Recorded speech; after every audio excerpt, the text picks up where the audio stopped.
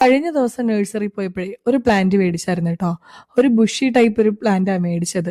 രാത്രി ലേറ്റ് ആയതുകൊണ്ട് നമ്മൾ വണ്ടിയിൽ നിന്ന് അത് എടുത്തില്ലായിരുന്നു കേട്ടോ. അപ്പൊ രാവിലെ പിറ്റേ ദിവസം ആയപ്പോൾ നമ്മൾ ആ സാധനം എടുത്തിട്ടുണ്ട്.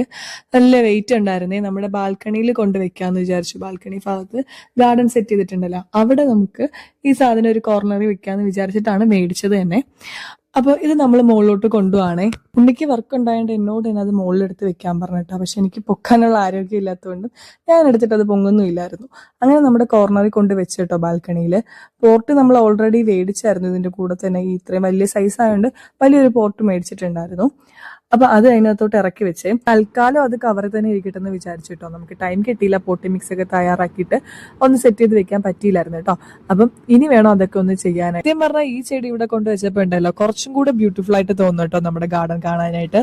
അപ്പൊ അത് മാത്രമല്ല, നമ്മൾ കുറേ ദിവസമായിട്ട് വിചാരിക്കുന്നുണ്ടായിരുന്നു ഒരു വലിപ്പമുള്ള ചെടി നമ്മുടെ ഗാർഡനിൽ കോർണറിൽ കൊണ്ട് വെക്കണമെന്ന്. പക്ഷെ ഇപ്പോഴാണ് അതിനുള്ള ടൈം കിട്ടിയത്.